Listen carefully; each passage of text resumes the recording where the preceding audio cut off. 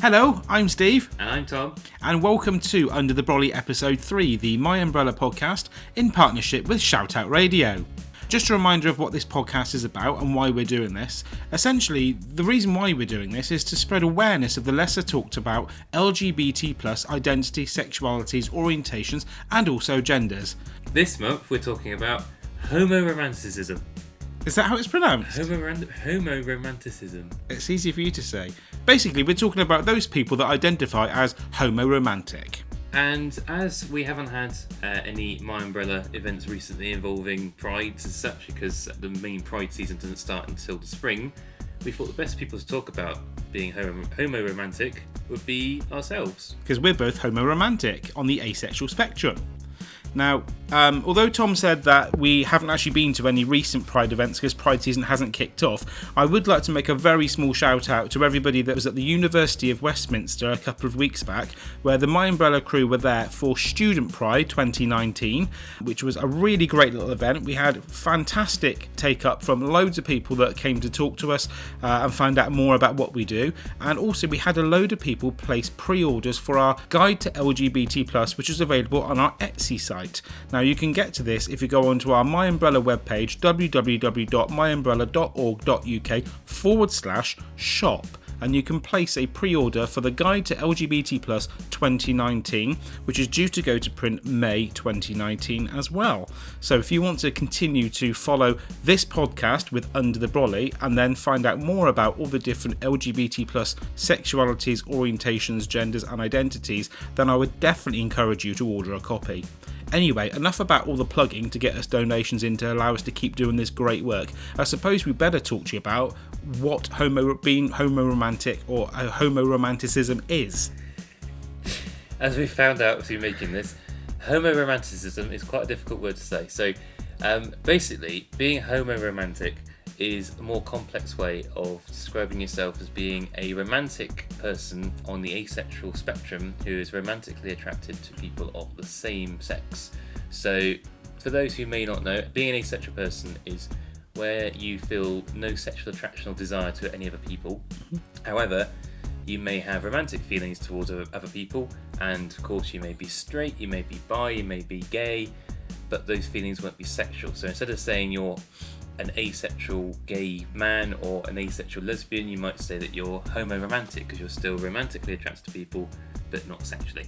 So from the other angle, as Tom's already said, so you can be straight and you can also experience romantic attraction to other people. So not wishing to dilute the fact that we're talking about homoromantic individuals or homoromanticism, I'm going to get it right by the end of this podcast, I swear.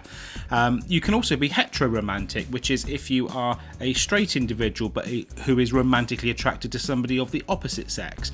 And the same way that you can be biromantic, where you're romantically attracted to both sexes. And if you have access to our LGBT guide, you'll see inside we have got all the different flags. So I'm going to show you the homoromantic flag now. That's really helpful for those of you that are actually seeing this, or who are not seeing this, in fact. I just held the book up to the microphone. So if you'd like some audio description, it is essentially the LGBT pride flag, the rainbow flag, except that it is a slightly washed out looking kind of colour, except it has a heart shape in the middle, which is in the proper bright colours. So it's kind of a bit like the pride flag, but with more of an emphasis on the heart, so representing the romantic side of things. Mm-hmm. I like how you said washed out as opposed to it's a pastel colours around the outside with a really garish heart in the middle of a really prominent rainbow symbol. So I guess for some people who may not be familiar with the different romantic attractions, what is it like to be homo-romantic? Well, coming from a personal experience from myself, I've always experienced the same feelings of being romantically attracted to essentially people of the same sex. And I've experienced this from a very, very young age and never really understood why other people maybe didn't feel the same. But at the same time, I didn't experience any sexual attraction to anybody in particular. I was just quite happy about meeting someone, getting a bit closer to them, kissing, cuddling, falling asleep in each other's arms. It's like a really, really bad romance story. Yeah, I mean, I think if you're homo-romantic, the kind of experiences that you desire are kind of what most people would see in a romantic film, but a lot of people. What, like from the 1950s, where you don't get to see any sex at all? Well, I was going to say, you wouldn't normally in a traditional relationship that you see other people in, you'd see them in public, maybe kissing and cuddling, but you wouldn't see them having sex unless it was a very strange situation. So you'd almost have that desire to be close to someone, but you wouldn't want to go any further with that. So being homoromantic kind of means to be, maybe cuddling someone, or very much in love with someone, because it's all about love as well as it being romance. It's just that it doesn't go any further than that. So it is very, very similar to the general kind of asexual description, because it is part of the asexual spectrum. It's more specifically about being in love and romantically attracted to people of the same sex or gender.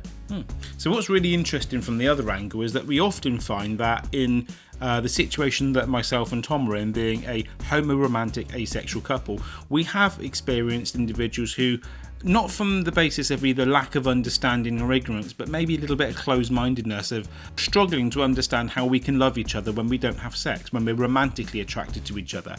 And the best piece of advice I can possibly give is, as Tom's already very, very clearly pointed out, as far as relationships are concerned, nobody out there has any sort of dealings with anyone else's sex life whatsoever. This is not the sort of thing that you see people doing on the street. And as such, to try and get involved and understand how someone's relationship works, or the relationship dynamic, because that person doesn't experience sexual attraction or desire, or has any form of sexual desire to do something with that individual, really does baffle me senseless. Mainly on the basis that this is not something that we see people do outside of the bedroom. However, the relationship that myself and Tom have got as homoromantic asexual males, we are in love with each other because we appreciate the romantic attraction towards each other. I have absolutely no will or desire to want to have sex with Tom whatsoever, and my relationship status and my romantic attraction towards him is not influenced any way by any form of sexual desire. So to answer those questions out there of people that are genuinely struggling to understand how our relationship dynamic works, as far as we are concerned, you do not need to have sex in this relationship in order to express how you feel or that you love the other individual that you're in a relationship with. Sex itself is not the be-all and end-all in a relationship. It shouldn't be the thing that makes it, and it certainly shouldn't be the thing that breaks it. The romantic emphasis on our relationship is what continues to cement our feelings towards each other together. So, yeah, I mean, that's kind of our story. We would love to hear more from you guys, and of course all the people who will be at the different prides this year. So if you'd like to share your stories and experiences, please get in touch with us on Facebook, Twitter or Instagram. Just search for MyUmbrella and use the hashtag #Brolly. You can email us info@myumbrella.org.uk and put in the subject line #Brolly. So yeah, please get in touch and we'll see you soon. Great, take care. Bye. Bye.